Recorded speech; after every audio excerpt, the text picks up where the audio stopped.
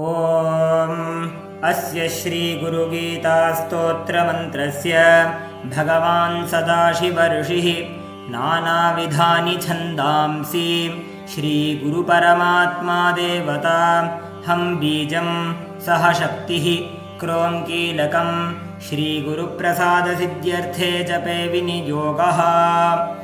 ध्यानम् ॐ हंसाभ्यां परिवृत्तपत्रकमलैर्दिव्यैर्जगत्कारणैः विश्वोत्कीर्णमनेकदेहनिलयैः स्वच्छन्दमात्मेच्छया तद्योतं पदशाम्भवं तु चरणं दीपाङ्कुरग्राहिणं प्रत्यक्षाक्षरविग्रहं गुरुपदं ध्यायेद्विभुं शाश्वतं। मम चतुर्विधपुरुषार्थसिद्ध्यर्थे जपे विनियोगः। अथ प्रथमोऽध्यायः। ॐ अचिन्त्याव्यक्तरूपाय निर्गुणाय गुणात्मने समस्तजगदाधारमूर्तये ब्रह्मणे नमः।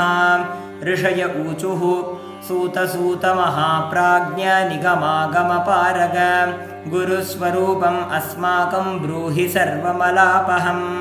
यस्य श्रवणमात्रेण देहि दुःखाद्विमुच्यते येन मार्गेण मुनयः सर्वज्ञत्वं प्रपेदिरे यत्प्राप्य न पुनर्याति नरः संसारबन्धनं तथाविधं परं तत्त्वं वक्तव्यम् अधुना त्वया। गुह्याद्गुह्यतमं सारं गुरुगीता विशेषतः त्वत्प्रसादाच्च श्रोतव्या तत्सर्वं ब्रूहि सूतनः इति सम्प्रार्थितः सूतो मुनिः सङ्घैर्मुहुर्मुहुः कुतूहलेन महता प्रोवाच मधुरं वचः। सूत उवाच शृणुध्वं मुनयः सर्वे श्रद्धया परया मुदा वदामि भवरोगघ्नीं गीतामातृस्वरूपिणीं पुरा कैलासशिखरे सिद्धगन्धर्वसेविते तत्र कल्पलता पुष्पमन्दिरेऽत्यन्तसुन्दरे व्याघ्राजिने समासीनं शुकादिमुनिवन्दितं बोधयन्तं परं तत्त्वं मध्ये मुनिगणं क्वचित् प्रणम्रवदना शश्वन्नमस्कुर्वन्तमादरात् दृष्ट्वा विस्मयमापन्ना पार्वती परिपृच्छति। पार्वत्युवाच ॐ नमो देवदेवेश परात्परजगद्गुरो त्वां नमस्कुर्वते भक्त्या सुरासुरनराः सदा विधिविष्णुमहेन्द्राद्यैर्वन्द्यः खलु सदा भवान् नमस्करोषि कस्मै त्वं नमस्काराश्रयः किलः दृष्ट्वैतत्कर्म विपुलम् आश्चर्यप्रतिभाति मे किमेतन्न विजानेऽहं कृपया वद मे प्रभो। भगवन् सर्वधर्मज्ञव्रतानां व्रतनायकं ब्रूहि मे कृपया शम्भो गुरुमाहात्म्यमुत्तमम्। केन मार्गेण भो स्वामिन् देहि ब्रह्ममयो भवेत् त्वं कृपां कुरु मे स्वामिन् नमामि चरणौ तव इति सम्प्रार्थितः शश्वन्महादेवो महेश्वरः आनन्दभरति स्वान्ते पार्वतीमिदमब्रवीत्। श्रीमहादेव उवाच न वक्तव्यमिदं देवी रहस्यातिरहस्यकं न कस्यापि पुरा प्रोक्तं त्वद्भक्त्यर्थं वदामि तत्। ईश्वर उवाच मम रूपासि देवि त्वं त्वत्प्रीत्यर्थं वदाम्यहं लोकोपकारकः प्रश्नो न केनापि कृतः पुरा यस्य देवे परा भक्तिर्यथा देवे तथा गुरौ तस्यैते कथिता ह्यर्था प्रकाशन्ते महात्मनः। यो गुरुः स शिवः प्रोक्तो यः शिवः स गुरुः स्मृतः विकल्पं यस्तु कुर्वीत स नरो गुरुतल्पगः दुर्लभं त्रिषु लोकेषु तच्छृणुष्व वदाम्यहं गुरुं विना ब्रह्मणान्यः सत्यं सत्यं वरानने वेदशास्त्रपुराणानि चेतिहासादिकानि च मन्त्रयन्त्रादिविद्याश्च स्मृतिरुच्चाटनादिकं शैवशाक्तागमादीनि अन्यानि विविधानि च अपभ्रंशकराणिह जीवानां भ्रान्तचेतसां यज्ञो व्रतं तपोदानं जपस्तीर्थं तथैव च गुरुतत्त्वम् अविज्ञाय मूढास्ते चरतो जनाः गुरुर्बुद्ध्यात्मनो नान्यत् सत्यं सत्यं न संशयः तल्लाभार्थं प्रयत्नस्तु कर्तव्यो हि मनीषिभिः गूढा विद्या जगन्माया देहश्चाज्ञानसम्भवः उदयस्वप्रकाशेन गुरुशब्देन कथ्यते यदङ्घ्रिकमलद्वन्द्वं द्वन्द्वतापनिवारकं तारकं भवसिन्धोश्च तं गुरुं प्रणमाम्यहं देहि ब्रह्म भवेद्यस्मात् त्वत्कृपार्थं वदामि तत् सर्वपापविशुद्धात्मा श्रीगुरोः पादसेवनात् सर्वतीर्थावगाहस्य सम्प्राप्नोति फलं नरः गुरोः पादोदकं पीत्वा शेषं शिरसि धारयन् शोषणं पापपङ्कस्य दीपनं ज्ञानतेजसां गुरोः पादोदकं सम्यक् संसारार्णवतारकम् अज्ञानमूलहरणं जन्मकर्मनिवारणं ज्ञानवैराग्यसिद्ध्यर्थं गुरुपादोदकं पिबेत् गुरुपादोदकं पीत्वा गुरोरुच्छिष्टभोजनं गुरुर्मूर्तेः सदा ध्यानं गुरुमन्त्रं सदा जपेत् स्वदेशिकस्यैव च नाम कीर्तनं भवेदनन्तस्य शिवस्य कीर्तनं स्वदेशिकस्यैव च नाम चिन्तनं भवेदनन्तस्य शिवस्य चिन्तनं यत्पादरेणुर्वै नित्यं कोऽपि संसारवारिधौ सेतुबन्धाय तेनाथं देशिकं तम् उपास्महे यदनुग्रहमात्रेण शोकमोहौ विनश्यतः तस्मै श्रीदेशिकेन्द्राय नमोऽस्तु परमात्मने यस्मादनुग्रहं लब्ध्वा महदज्ञानमुत्सृजेत् तस्मै श्रीदेशिकेन्द्राय नमश्चाभीष्टसिद्धये काशीक्षेत्रं तन्निवासो जाह्नवीचरणोदकं गुरुविश्वेश्वरः साक्षात् तारकं ब्रह्मनिश्चितं गुरुसेवा गया प्रोक्ता देहस्याद् अक्षयो वटः तत्पादं विष्णुपादं स्यात् तत्र दत्तमनन्तकं गुरुमूर्तिस्मरेन्नित्यं गुरुर्नाम सदा जपेत् गुरोराज्ञां प्रकुर्वीत गुरोरन्यन्न भावयेत् गुरुवक्त्रे स्थितं ब्रह्म प्राप्यते तत्प्रसादतः गुरोर्ध्यानं सदा कुर्यात् कुलस्त्री स्वपतिर्यथा स्वाश्रमं च स्वजातिं च स्वकीर्तिं पुष्टिवर्धनम् एतत् सर्वं परित्यज्य गुरोरन्यन्न भावयेत् अनन्याश्चिन्तयन्तो ये सुलभं परमं सुखं तस्मात् सर्वप्रयत्नेन गुरोराराधनं कुरु गुरुवक्त्रे स्थिता विद्या गुरुभक्त्या च लभ्यते त्रैलोक्ये स्फुटवक्तारो देवर्षि पितृमानवाः गुकारश्चान्धकारो हि ऋकारस्तेज उच्यते अज्ञानग्रासकं ब्रह्म गुरुरेव न संशयः गुकारो भवरोगस्यात् ऋकारस्तन्निरोधकृते भवरोगहरत्याच्च गुरुरित्यभिधीयते गुकारश्च गुणातीतो रूपातीतो ऋकारकः गुणरूपविहीनत्वात् गुरुरित्यभिधीयते गुकारः प्रथमो वर्णो मायादिगुणभासकः ऋकारोऽस्ति परं ब्रह्म मायाभ्रान्तिविमोचनम् एवं गुरुपदं श्रेष्ठं देवानामपि दुर्लभं गरुडोरगगन्धर्वसिद्धादिसुरपूजितं ध्रुवं देहि मुमुक्षाणां नास्ति तत्त्वं गुरोः परं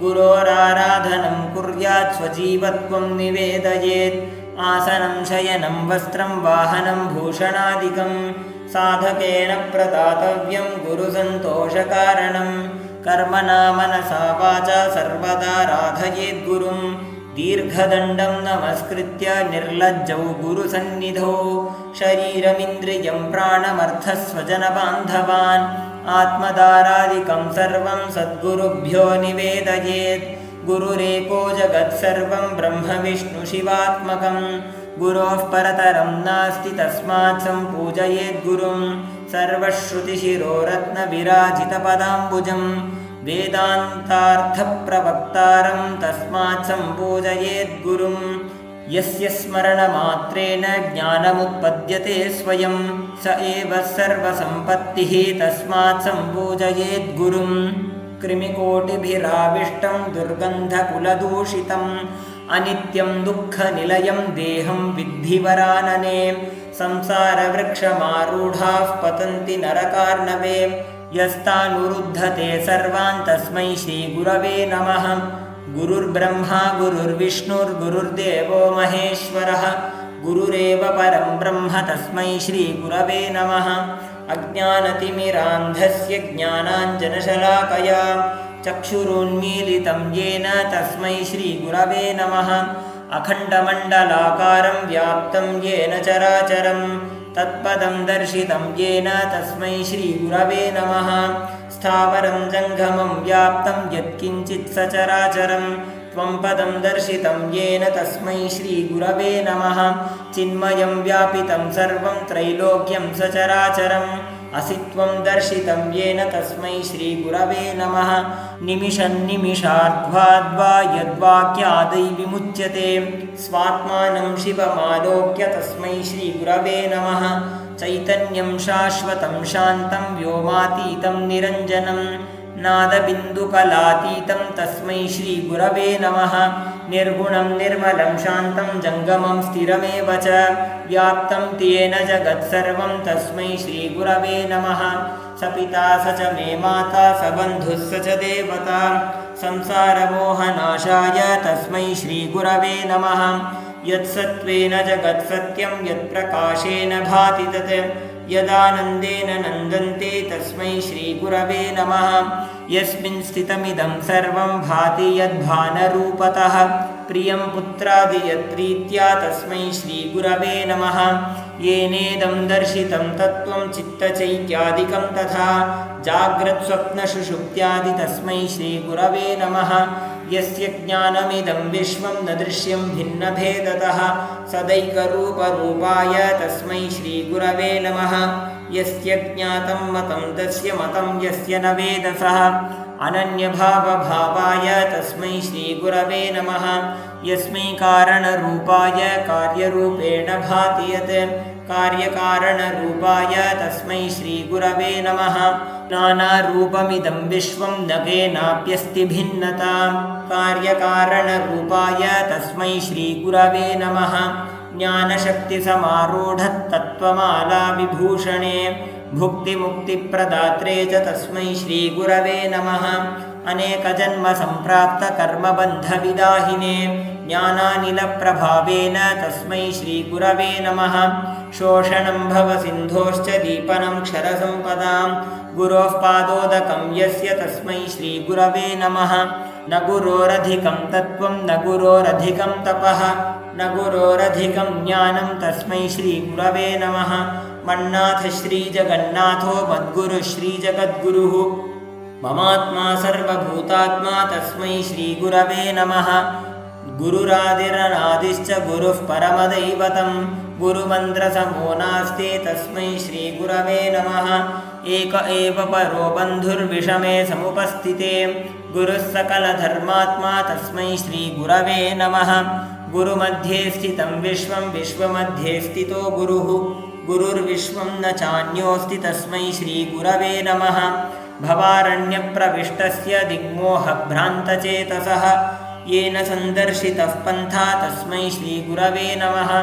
तापत्रयाग्नितप्तानाम् अशान्तप्राणिनां भुवि यस्य पादोदकं गङ्गा तस्मै श्रीगुरवे नमः।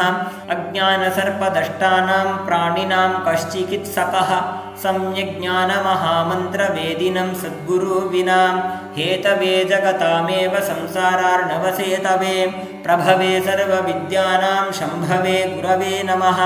ध्यानमूलं गुरोर्मूर्तिः पूजामूलं गुरोः पदं मन्त्रमूलं गुरोर्वाक्यं मुक्तिमूलं गुरोः कृपा सप्तसागरपर्यन्तं तीर्थस्नानफलं तु यत् गुरुपादपयोबिन्दोः सहस्रांशेन तत्फलं शिवे रुष्टे गुरुस्त्राता गुरौरुष्टे न कश्चन लब्ध्वा कुलगुरुं सम्यक् गुरुमेव समाश्रयेत् मधुलुब्धो यथा भृङ्गः पुष्पात् पुष्पान्तरं व्रजेत् ज्ञानलुब्धस्तथा शिष्यो गुरुर्गुर्वन्तरं व्रजेत् वन्दे गुरुपदद्वन्द्वं वाङ्मनातीतगोचरं श्वेतरक्तप्रभाभिन्नं शिवशक्त्यात्मकं परं गुकारं च गुणातीतं ऋकारं रूपवर्जितं गुणातीतमरूपं च यो दद्यात् स गुरुस्मृतः अत्रिनेत्रः शिवः साक्षाद्विबाहुश्च हरिस्मृतः यो चतुर्वदनो ब्रह्म श्रीगुरुः कथितः प्रिये अयं मयाञ्जलिर्बद्धो दयासागरसिद्धये यदनुग्रहतो जन्तुच्चित्रसंसारमुक्तिभाक् श्रीगुरोः परमं रूपं विवेकचक्षुरग्रतः मंदभाग्या न पश्यन्ति अंधा सूर्योदयं यथा कुलानां कुलकोटीनां तारकस्तत्र तत्क्षणात् अतस्तं सद्गुरु ज्ञात्वा त्रिकालम् अभिवादयेत् श्रीनाथचरणद्वन्द्वं यस्यां दिशि विराजते तस्यां दिशि नमस्कुर्यात् भक्त्या प्रतिदिनं प्रिये साष्टाङ्गप्रणिपातेन स्तुवन्नित्यं गुरुं भजेत् भजनात् स्थैर्यमाप्नोति स्वस्वरूपमयो भवेत् दोर्भ्यां पद्भ्यां च जानुभ्यां उरसा शिरसा दृशा मनसा वचसा चेति प्रणामोष्टाङ्ग उच्यते तस्यै दिशे सततमज्जलिरेष नित्यं प्रक्षिप्यतां मुखरितैर्मधुरैः प्रसूनैः जागर्ति यत्र भगवान् गुरुचक्रवर्तिः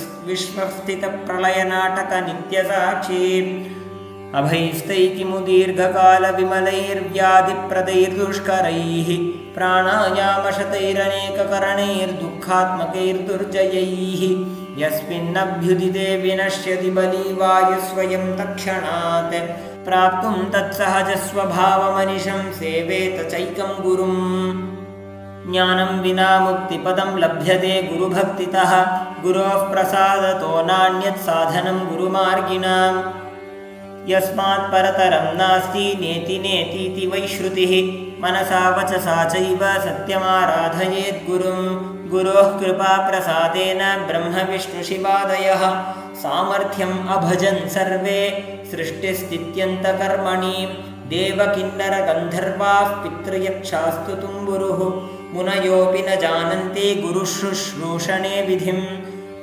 तार्किकाश्छन्दसाश्चैव दैवज्ञा कर्मठाः प्रिये लौकिकास्ते न जानन्ति गुरुतत्त्वं निराकुलं महाहङ्कारगर्वेण ततो विद्याबलेन च भ्रमन्त्येतस्मिन् संसारे घटीयन्त्रं यथा पुनः यज्ञिनोऽपि न मुक्ता स्युः न मुक्ता योगिनस्तथा तापसा अपि नो मुक्तगुरुतत्त्वात् पराङ्मुखाः न मुक्तास्तु गन्धर्वा पितृयक्षास्तु चारणाः ऋषयः सिद्धदेवाद्या गुरुसेवा पराङ्मुखाः इति श्रीस्कन्दपुराणे उत्तरखण्डे उमामहेश्वरसंवादे श्रीगुरुगीतायां प्रथमोऽध्यायः।